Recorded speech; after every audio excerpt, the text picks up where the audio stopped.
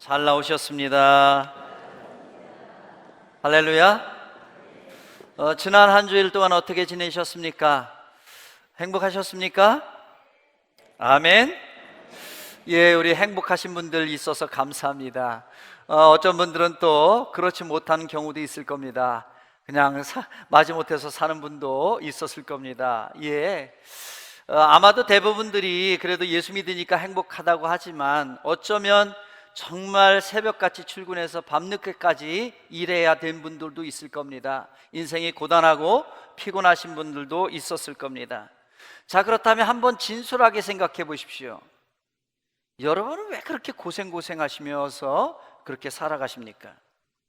특별히 사람들이 고생하면서 돈을 벌려고 하는 이유는 뭘까요? 아마도 다음에 여러 가지 이유들 중에 하나가 아닐까 싶습니다. 첫 번째는 돈이 있으면 보다 편안한 생활을 할 수 있기 때문입니다. 우선 집이 큽니다. 안락합니다. 자동차도 돈이 있으면 훨씬 안전하고 편안하고 안락한 차를 탈 수 있을 겁니다. 근데 여러분 한번 생각해 보세요. 편안한 게 인생의 최고의 가치일까요? 저는 그렇다면 사람보다 고양이가 훨씬 더 팔자 편하다고 생각합니다. 제가 원래는 고양이를 별로 좋아하지 않습니다. 강아지는 좋아했는데요, 이제 마음이 바뀌었어요. 그래서 요즘 가끔 유튜브에서 고양이 이 영상을 봅니다. 왜 그렇게 됐냐면 제가 먼저 있었던 그 교회에 거의 제가 이제 거의 사임할 때쯤 돼서, 그러니까 작년 여름 때쯤이었던 것 같아요.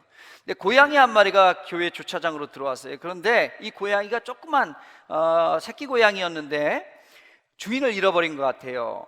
그래서 너무 말라가지고 막 몸꼴도 좀 그랬지만 너무 불쌍해 보인 거예요. 그래서 제가 다가갔더니 처음에는 도망가더라고요. 근데 몇 번 다가갔더니 나중에는 와요. 그래서 먹이를 들고 가서 주었어요. 그래서 이 고양이가 그 다음부터는 나갈 줄 알았는데 안 가고 다음 날 있는데 또 거기 있는 거예요. 그 자리 그대로. 그래서 그 다음 날부터 제가 먹이를 주고 제 방으로 들어가 가지고 3일인가 그렇게 키웠는데, 그때부터 이제 제가 고양이에 대한 생각이 달라진 거예요. 고양이 나중에 알아보니까 고양이라고 하더라고요. 일반 고양이들하고 달리 사람에게 이제 강아지처럼 엉기는 그런 고양이래요. 이렇게 무릎에도 와닿고.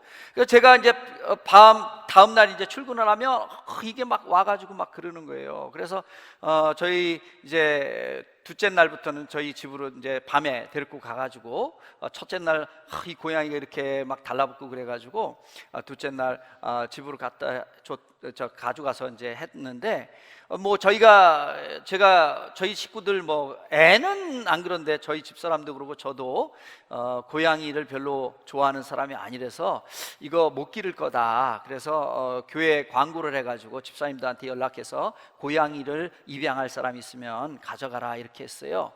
그런데 막상 이제 보내려고 하니까 고세에 정이 든 거예요. 그래서 우리 애는, 작은 애는 우리 고양이 이거 우리가 키우면 안 되냐고 막 울고불고 하고, 저도 또 마음이 이걸 준다 그러니까 괜히 준다 그랬나, 아니야 내가 키울 걸, 이렇게 마음이 바뀌었어요.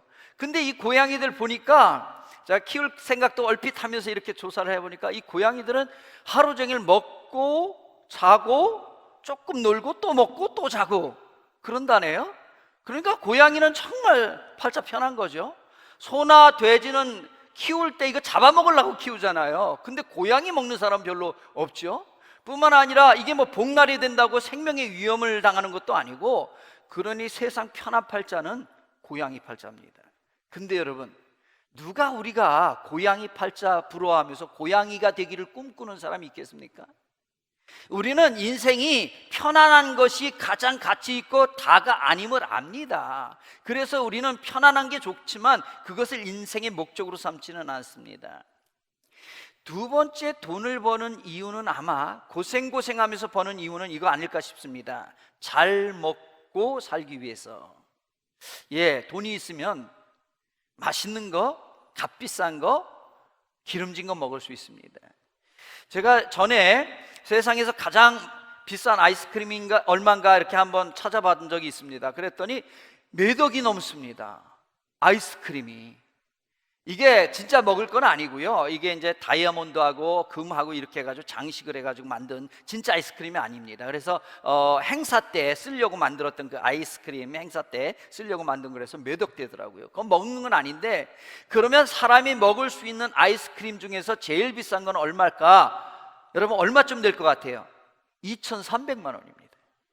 뭐 크기가 커서가 아니라 그냥 1인분인데 2,300만 원이에요. 뭔가 봤더니 거기에 금가루를 해가지고 단 10개만 만들었대요. 뭐 무슨 디자이너하고 협약을 해가지고 만들었다나 그런데 놀라운 건요, 그거를 만들어가지고 광고 내는데 몇 분 만에 다 팔린 거예요.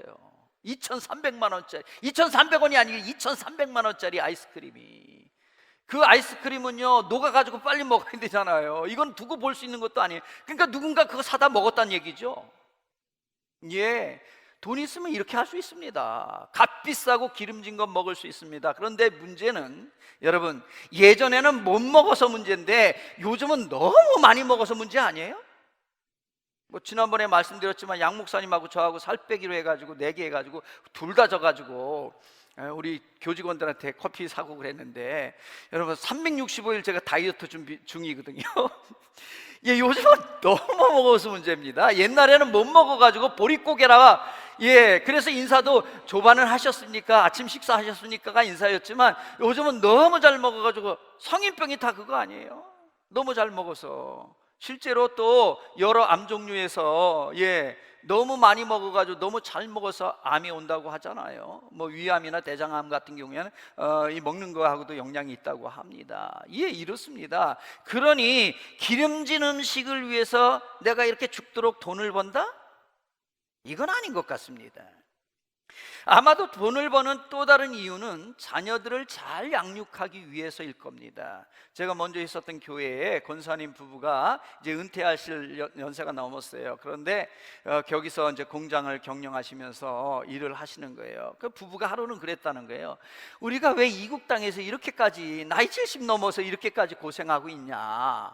그러면서 결론을 내리기를, 막내가 이제 저 자녀가 4명이었는데 막내가 이제 대학을 공부를 하고 있어요. 조금 대학을 한번 바꾸는 바람에 조금 늦어졌는데, 요 애까지 공부시키면 이제 독일로 가가지고 공부를 하고 있는데, 요 애까지만 공부시키면 되지 않겠냐. 그러니 우리가 이렇게 고생하는 이유는 막내 아들까지 공부시키는 거, 요거까지 우리가 할 일이니까 하겠다, 이렇게 결론을 내리셨다는 거예요. 예, 적지 않은 분들이 이렇게 생각합니다. 내가 정말 이렇게 힘들게 돈을 벌어서라도 내 아이들을 잘 양육시키면 거기에 보람을 찾는 거죠. 근데 여러분 가만히 생각해 보세요. 여러분, 자녀들이 돈이 없어서 문제를 일으키나요? 좋은 대학 보냈고 돈은 있는데요, 외로워서 빗나갑니다. 특별히 미국 같은 경우에는요, 이런 일들이 아주 허다합니다. 남미도 마찬가지지만 미국은 더 하거든요. 제가 노예 때문에 미국에 가보면 이런 일들을 수없이 듣습니다.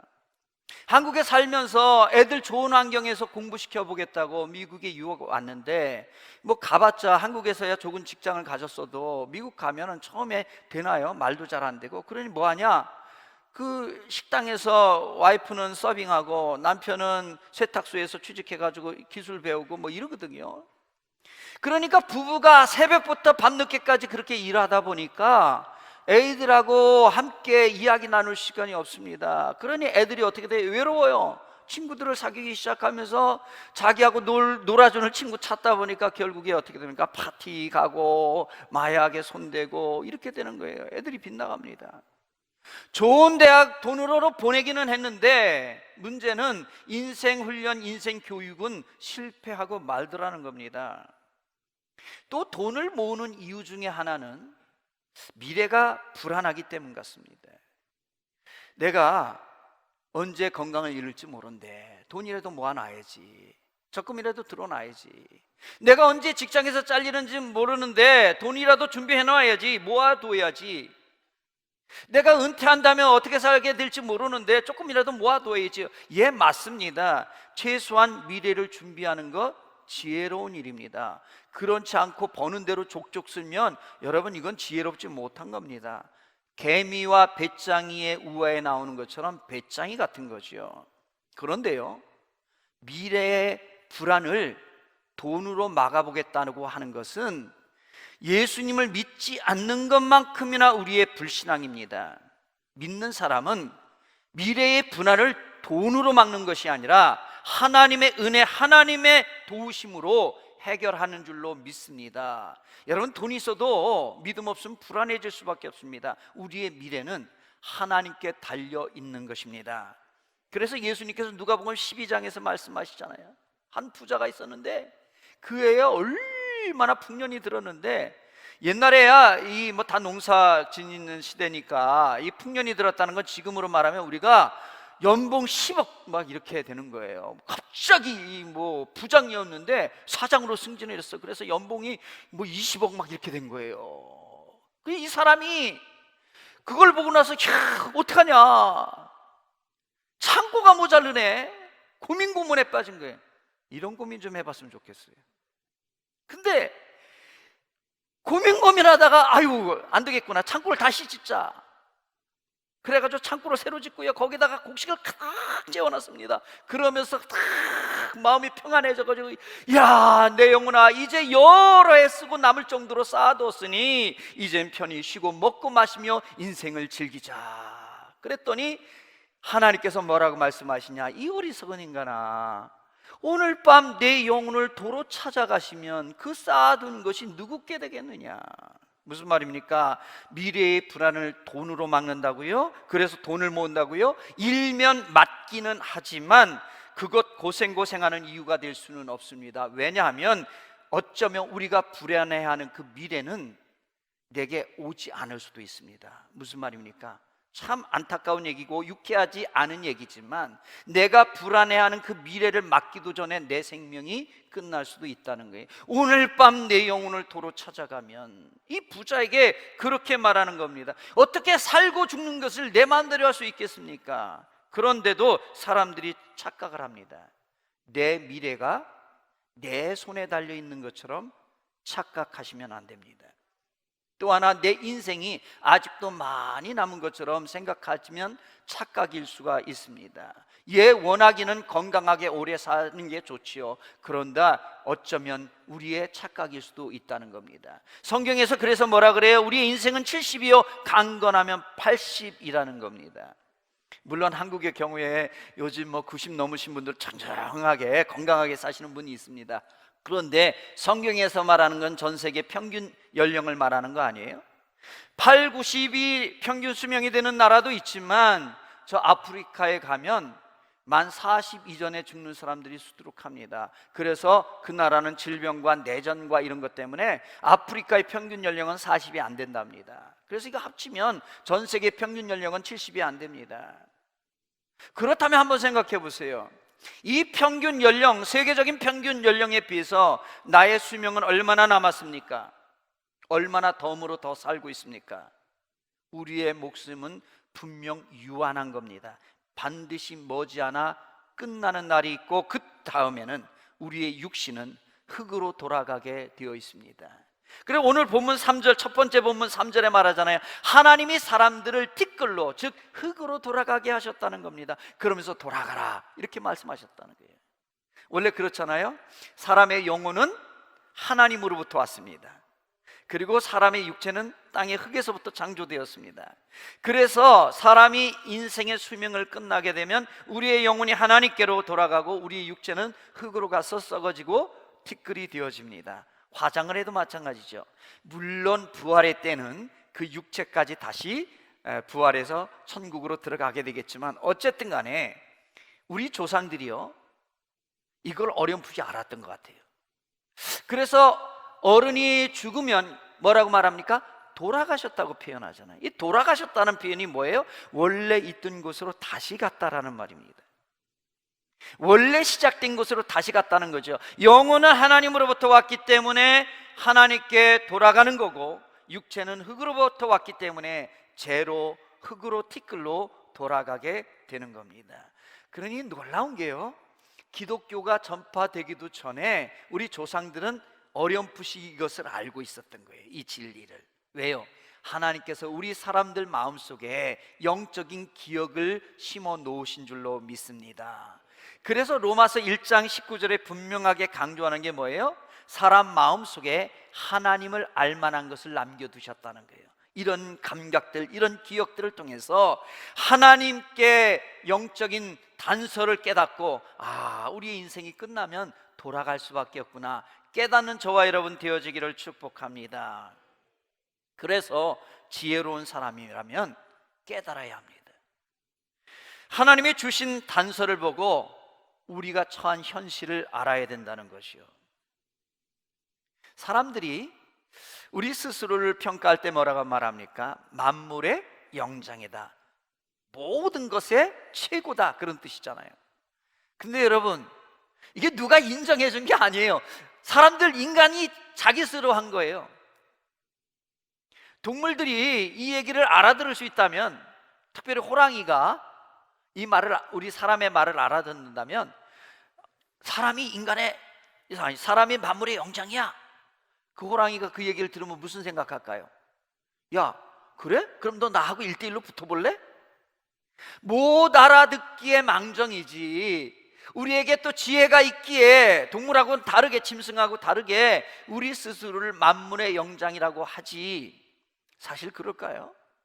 문제는 우리가 우리 스스로를 만물의 영장이라고 자꾸 말하다 보니까 마치 내가 하나님처럼 된 것처럼 생각합니다. 그게 뭐예요? 선악과 따먹은 그거 아니에요? 하나님처럼 되려고 선악과 따먹고, 하나님처럼 이름 좀 퍼뜨려 보겠다고 높이 바벨스타를 쌓은 거 아니에요?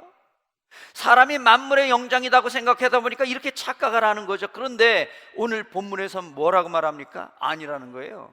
만물의 영장? 티끌이라는 겁니다. 티끌, 먼지라는 겁니다. 솔직히 그렇지 않아요? 사람이 짐승보다 뛰어난 것은 영혼이 있기 때문인데요, 이 영혼을 빼놓고 육체적인 모습만 가지고 비교하면 사람은 정말 동물에 비하면 아무것도 아닙니다. 말이나 소는 태어난 지 얼마 안 돼서 걸을 수 있습니다. 사람은 기지도 못합니다. 몇 개월 돼야지요. 예, 그뿐입니까? 독수리는요, 강한 날개가 있어서 비행기 없이도 창공을 날아오를 수 있습니다. 낙타는 물 없이도 며칠간은 사막을 거닐 수 있습니다. 물고기는 산소통 없이도 물속을 살아갈 수 있고요, 호랑이는 강한 턱뼈와 송곳니가 있어서 칼 없이도 고기를 먹을 수 있습니다. 치타는 자동차가 없이도 시속 100km를 달릴 수 있습니다. 우리는 몇 킬로 정도 달릴까요? 우리는 20km 달리기도 쉽지 않습니다.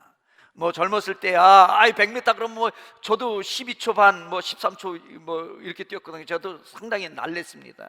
근데 지금은요 20초 안에 들어가기도 어렵습니다. 우리 다 이렇잖아요. 그런데요 여러분, 그뿐입니까? 우리는 목을 매게 되면 4분에서 5분 안에 생명이 끊어집니다. 웬일인지 내가 잠자는 순간에 5분만 숨이 멈추면 우리의 인생은 끝난다는 거예요. 여러분, 아무리 천하장사 같은 강한 사람이라도 하나님께서 주신 생명의 숨을 거둬가시면 버텨낼 재간이 없습니다. 그런 면에서 보면 인간 만물의 영장이라고 하지만 신체적인 면에서는 웬만한 동물만 못합니다. 그래서 이 비유를 오늘 본문 5절에 뭐라 그래요? 인간은 한낱 풀과 같다는 거예요. 풀과 같다는 거예요. 아침에 이슬이 막 내리면 풀이 이제 싱싱하게 피어옵니다. 근데 특별히 이스라엘 같은 광야 지역에서는요, 낮에 해가 너무 뜨거워서 막 40도 이상 올라가니까 그 풀들이 다 시들시들합니다. 햇볕을 직접 맞으면 타기도 하고요, 그늘에 있어도요 되게 다 추워져가지고 이렇습니다. 그 다음에 이제 또 밤이 되고 새벽이 돼서 이슬을 먹으면 또 이제 피어나지만, 그런 풀조차도 사실은 한철이 지나기 전에 시들어버리고 마는 겁니다. 그런데 인생이 바로 그렇다는 겁니다. 그러니 우리는 만물의 영장이라고 우쭐거릴 것이 아니라 하나님 앞에서 우리의 인생에 겸손함을 가져야 될 줄로 믿습니다. 근데 여러분, 그뿐만이 아니라 그나마도 70, 80대는 그 인생, 연약한 인생마저도 사실은 고생과 슬픔으로 가득했다는 것, 오늘 10절 말씀이잖아요. 정말 그렇지 않아요? 애들이 어머니 뱃속에서 이제 잉태되면 9개월을 살게 되잖아요. 그런데 우리 교도소가 한 1평, 독방 같은 경우는 한 평 정도 된다는데 그곳에 있어서 답답하다고 그러잖아요. 근데 어머니 뱃속에서 얼마나 답답할까요? 발도 펴지 못하고요, 뭐 빛이 들어오는 것도 아니고, 그렇다고 무슨 창문이 있는 것도 아니고 얼마나 답답하겠어요. 근데요, 학자들에 의하면 인생에 있어서 가장 평안한 시간이 어머니 뱃속이라는 거예요. 어떻게 알았는지 모르겠어요. 연구를 뭐 말도 주고받을 수 없을 텐데, 근데 아무튼 간에 가장 편안하다고 치고요. 그렇다면 그 아이가 어머니 뱃속에서 나오는 순간부터 고생이 시작이 되는 겁니다. 우리 어머니들은 아이를 낳아보신 분들은 알겠지만 자녀를 낳을 때가 막 죽을 고생이라고 그러잖아요. 그런데 의사들에 의하면요, 아이들도 똑같은 고통을 느낀답니다. 이 좁은 산도를 나올 때 어머니도 힘들지만 이 아이들도 이 머리와 목에 이 좁은 산도에서 눌려가지고 숨쉬기조차 힘들고 아이들도 정말 죽을 고생을 한다는 거예요. 근데 어쨌든 간에 그렇게 출생을 하면 이제 밝은 미래가 펼쳐집니까? 웬걸요, 요즘 한국 같은 상황에서는 초등학교생부터 이 입시 지옥에 빠지잖아요. 학원을 3-4개 다니면서 파김치가 됩니다. 저 우리 아파트에도 보면요, 9시에 애들 그 학원차가 들어와요. 태권도 학원차가 다 9시에 와가지고 그 조그만 애들이 거기서 내려가지고 또 이제 오더라고요. 그걸 보니까 참 안 된 거예요. 물론 뭐 태권도는 뭐 입시에 직접 영향은 없지만 그 조금만 이제 고학년이 되면 어떻게 돼요? 이제 수학 해야죠. 5학년 6학년만 돼도요, 또 영어 해야죠. 정말 힘들잖아요. 근데 중학생 고등학생 되면 더 하지 않아요? 얼마나 힘들면 가출하겠어요? 얼마나 힘들면 옥상에서 뛰어내리겠어요? 그런데 그렇게 공부해서 대학을 입학한다고 뜻 끝난 건 아닙니다. 대학을 공부하면서 어떻게 합니까? 또 직장 준비해야 되잖아요. 스펙을 쌓아야 되잖아요. 죽어라 막 해가지고 직장에 들어가면 이제 행복 시작이냐? 그것도 또 아니에요. 가니까 상사들의 또 이 잔소리 들어야 돼요. 또 한국만치 이렇게 회사에서 욕하는 데가 있는지 싶어요. 여기는 모르겠는데 한국은 어떤지 모르는데 멕시코에서는 그렇게 욕을 한다는 거예요. 그럼 거기가 자동차 회사라서 그런지 아주 완전 군대 문화라는 거예요. 회사에 가면은 막 무슨 개새끼 뭐 이런 소리는 뭐냐, 그건 아주 점잖은 소리라는 거예요. 이거 한국에서도 요즘 그런지 모르겠는데요. 그러니까 우리 그 젊은 집사님들이 너무 힘들어하는 거예요. 왜냐하면 우리 교회에 부장님도 계시거든요. 교회에선 부장님인데 회사 나가면은 또 부장님은 그렇게 또 욕을 안 할 수가 없는 거예요. 왜냐하면 사장님한테 또 그렇게 막 욕먹고 이사님한테 욕먹고, 그러니까 뭐 닥달 당하니까 또 밑에 사람들을 닥달해야 되고 막 인사국가의 평가가 다 되니까 그 상황 속에 그러잖아요. 안 입고 없지요. 정말 우리 그 안수 집사님 한 분도, 목사님 올해까지만 하고 내년엔 그만둘 겁니다. 저 한국에 들어갑니다. 근데 내년 됐는데 차마 우리 막내 아들이 아직 공부하고 있어가지고 못 그만뒀습니다. 1년만 더 하겠습니다. 이런 얘기를 종종 들어요. 우리 인생이 그렇잖아요. 정말 안 입고 온데 저 자식 생각해서 또 출근합니다. 그런데요, 이게 뭐 직장에 다니는 남자들만의 얘기인가요? 주부들은 그럼 인생이 편한가요? 아니요. 제가 상담을 했지만 사실 우울병이나 정신질환은요, 주부들이 더 많습니다. 그만큼 살기 쉽지 않다는 얘기죠. 예, 그렇습니다. 우리의 인생이 남자든 여자든 정말 힘들게 살아갑니다. 오늘 본문 첫 번째 본문 10절 말씀이 틀린 거 하나 없습니다. 그렇게 살면서 아이들을 한 20-30년 정말 마음 졸여가면서 키웠습니다. 이제 출가를 했어요. 결혼을 시켰어요. 이제는 조금 편해질 것 같은데 어떻습니까? 그쯤 되면요, 이제 몸이 고장나기 시작하는 거예요. 소화도 잘 안 되고 눈도 침침하고 날씨가 굳어지면 일기예보 보기도 전에 내가 먼저 알고 그런 거예요. 이쯤 되면요, 손자 보는 즐거움도 잠깐뿐입니다. 이제는 사랑하는 사람을 떠날 시간이 가까워집니다. 이게 고생과 슬픔으로 가득한 우리의 인생이라는 거예요. 120년을 살았던 모세가 하는 말이 그렇다는 거예요. 인생이 그렇지 않더냐, 나도 살아보니까 그렇더라, 그런 거죠. 그런데요, 지금까지 말씀드린 건 그래도 양호한 분들입니다. 평이한 삶이에요. 실제로는요, 인생이 이것보다도 훨씬 더 우여곡절이 많습니다. 제가 부목사 때 교구에 장례가 나가지고 갔는데요, 무슨 장례냐면 그 10대 청소년 그 아들을 둔 그 집사님이었는데 오토바이를 타고 가다 사고가 나서 죽은 거예요. 그러니까 친구하고 둘이 타는데 이 얘가 운전을 했는데 이 아들은 죽고 뒤에 타는 애는 그 중상을 입어가지고 지금 의식이 불명돼가지고 중환자실에 있는 거예요. 그래 얼마나 괴롭겠어요. 자기 아들 죽은 것도 죄송스러운데 마음이 아픈데 뒤에 친구 태웠다가 또 그렇게 됐으니까 그 집 보기도 그렇고. 제가 거기서 장례 예배를 드리는데 무슨 말을 해야 될지 모르겠는 거예요. 그래도 80, 90 사신 분 부모님을 보내는 거는 그래도 하나님께서 80, 90 이 세상에 살게 하셨으니까 또 하나님께서 인도하셨고 그 수명을 다하셨으니까 설교할 수 있겠는데 이 10대아가 그렇게 갔다는 얘기를 듣고 차마 뭘 말로 위로해야 될지 모르겠는 거예요. 근데 여러분, 인생이 이런 우여곡절이 종종 있습니다. 이게 남의 얘기만이 아니에요. 그뿐입니까?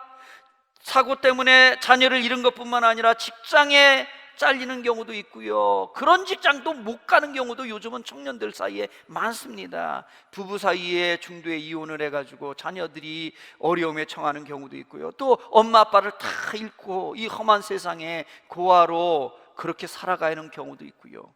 인생의 우여곡절이 정말 많지요. 물론 우리가 살다 보면 꽃을 보는 것처럼 행복한 시간도 있습니다. 또 열매를 따먹는 것처럼 아름다운 인생의 순간도 분명히 있습니다. 근데 전체를 놓고 보니까 슬픔과 고생이 분명하더라는 거예요. 자, 그렇다면 이런 인생 어떻게 살아야 할까요? 어떻게 사는 게 지혜로운 걸까요? 오늘 본문 첫 번째 12절 말씀해 보니까 인생의 지혜를 깨닫게 해달라고 기도를 하고 있는데, 모세가 한 기도 아니에요? 하나님, 제가 이렇게 인생을 살았는데 제 인생의 지혜를 깨닫게 해주세요. 어떻게 사는 것이 지혜로운지 깨닫게 해주세요. 여러분, 어떻게 하는 게 지혜로운 인생일까요? 성경에 다행스럽게 거기에 대한 대답이 여러 군데에 나옵니다. 그런데 그 대표적인 구절이 오늘 두 번째 본문입니다. 인생을 어떻게 사는 것이 지혜로운지 대표적으로 말씀을 해줍니다. 전도서 12장 13절 14절을 한번 같이 읽겠습니다. 이래 시작. 이래 결국을 다 들었으니 하나님을 경외하고 그의 명령을 지킬지어다. 이것이 모든 사람의 본분이니라. 하나님은 모든 행위와 모든 은밀한 일을 선악간에 심판하시리라. 아멘. 지금 읽은 말씀은 세상에서 가장 지혜롭다고 알려졌던 솔로몬의 지혜서입니다. 솔로몬이 인생을 연구하고 결론으로 이렇게 사는 것이 지혜롭다라고 쓴 지혜서입니다. 그런데 그 솔로몬이 세상 만사를 다 연구해 보니까 결론은 하나더라는 거예요. 즉 하나님을 경외하고 하나님의 말씀에 따라서 사는 것, 이게 정말로 지혜로운 인생이라는 겁니다. 아멘. 세상 사람들은 말할 겁니다. 에이, 지혜롭게 살려면 돈 많이 모아야죠. 에이, 지혜롭게 살려면 즐겨야죠. 인생 한 번 끝나면 끝인데. 그런데 하나님의 자녀는 아니라는 겁니다. 저와 여러분은 이 세상의 그런 주장을 따를 것이 아니라 하나님의 말씀을 지키며 살라는 것입니다. 왜 그렇습니까? 솔로몬이 이어서 바로 그 대답을 합니다. 그 대답이 뭡니까? 하나님은 모든 일을 선악간에 심판하신다는 거예요. 우리가 그렇게 살아야 될 이유가 있는데, 우리가 죽은 다음에 하나님께서 우리의 인생을 어떻게 살았는지를 판결하신다는 겁니다. 여러분, 모든 사람에게는 두 가지 심판이 있습니다. 그 심판의 첫 번째는 뭐냐면 우리가 천국에 갈 것인가 지옥에 갈 것인가의 심판입니다.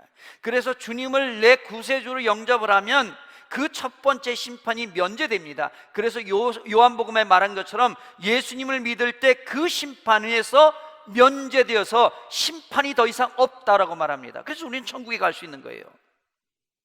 그런데요, 천국에 간 다음에 두 번째 심판이 남아 있습니다. 이걸 백보자 심판이라고 하는데, 하나님의 보좌 앞에서 우리가 어떻게 살았는지를 판결받습니다. 그래서 하나님의 말씀에 따라서 주님을 경외하며 바르게 살았다면 하나님께서 면류관을 주시고 상급을 주십니다. 그런데 그렇지 못하면 어떻게 됩니까? 받을 상급이 면류관이 없어지는 겁니다. 물론 천국에는 들어왔지만 부끄러운 구원이 되어지는 거지요.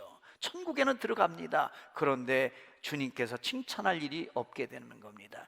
그래서 오늘 말씀하는 게 뭡니까? 우리 인생을 마치는 날 하나님께서 우리의 선악간에 판결하신다는 거예요. 이 판결에 우리가 올바른 판결을 받도록 이 성경에서는 뭐라고 말합니까? 하나님을 경외하고 지혜롭게 살라는 겁니다. 사실 사람이 한 번 죽는 것은 하나님이 정해놓은 이치 아닙니까? 그 다음에는 심판이 있습니다. 그럴 때 그 심판에 있어서 우리의 인생에 책임을 져야 되는 겁니다. 오늘 본문 8절에도 똑같은 말을 합니다. 첫 번째 본문 8절에 보니까 인생 120년을 살아본 모세의 결론이 뭡니까? 하나님은 우리의 죄악을 하나님 앞에 놓으시며 우리의 은밀한 죄를 주의 얼굴빛 가운데 두신다는 겁니다. 이 말 역시 뭡니까? 하나님께서 판결하신다는 겁니다. 그러니 무슨 말입니까? 인생의 영수를 풍부하게 살아서 삶의 지혜가 있었던 모세나 세상에서 가장 지혜롭다고 했던 솔로몬, 즉 솔로몬은요 철학자였고요, 식물학자였고요, 신학자였고 왕으로서 정치가였었고요, 사회학자였던 솔로몬의 결론이나 동일하더라는 겁니다. 우리의 인생 어떻게 살아야 되는지 하나님 앞에 판결받으니 하나님을 경외하고 하나님 말씀을 따라서 살라는 겁니다. 저와 여러분 이런 지혜 있는 성도 되어지기를 축복합니다. 천국에서도 인정받을 만한 성도다운 성도 되어지기를 축복합니다.